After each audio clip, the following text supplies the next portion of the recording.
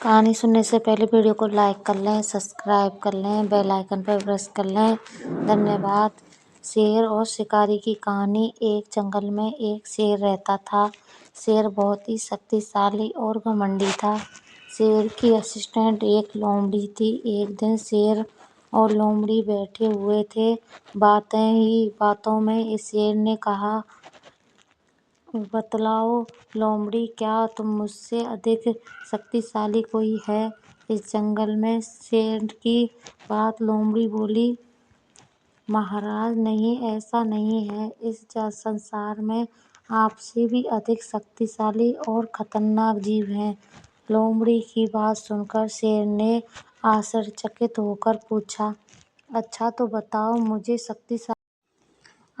बताओ मुझसे शक्तिशाली कौन है? लोमड़ी उत्तर देते हुए बोली, भले ही आप इस जंगल के राजा हैं, किंतु आपसे भी अधिक खतरनाक और ताकतवर आदमी होता है जो किसी को भी कुछ ही मिनट में मार सकता है।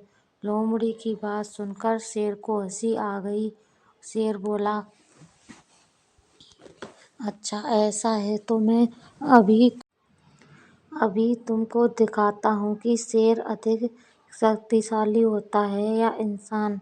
उसी समय कहीं से भटकता हुआ एक लड़का वहां आ गया। लड़के को देखकर शेर बोला, यह इंसान ही है ना? मैं अभी बताता हूँ कि कौन अधिक शक्तिशाली है। शेर की बात सुनकर लोमड़ी बोली, महाराज, यह तो आदमी का बच्चा है। इसे मारने में कोई बहादुरी नहीं है। यह तो बच्चा है, अभी इतना शक्तिशाली नहीं है कि आपसे मुकाबला कर सके। शेर ने उसे बच्चों को जाने दिया। कुछ देर पश्चात वहां से एक बूढ़ा आदमी गुजर रहा था। बूढ़े आदमी को देखकर शेर बोला, यह आदमी ही है ना? अभी मैं तुम्हें बताता हूँ हम दोनों में कौन अधिक शक्तिशाली है।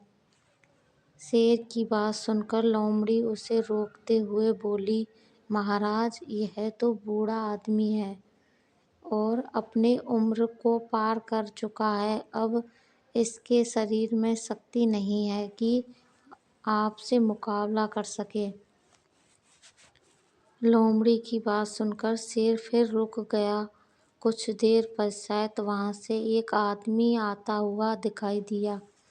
शेर लोमड़ी से बोला, यह आदमी ही है ना? अब देखो मैं कैसे इसका शिकार करता हूँ। इतना कहकर शेर ने उस आदमी पर हमला कर दिया। वह आदमी एक शिकारी था जो जंगल में शिकार करने ही आया था। उसके हाथ में एक बंदूक थी। शेर को अपनी तरफ आता हुआ देखकर शिकारी ने अपने हाथ में रखी बंदूक से शेर पर निशाना लगाया और गोली चला दी। गोली सीधे शेर को लगी और कुछ ही देर में शेर वहीं मर गया। शिक्षा कभी भी अपनी ताकत का घमंड नहीं करना चाहिए।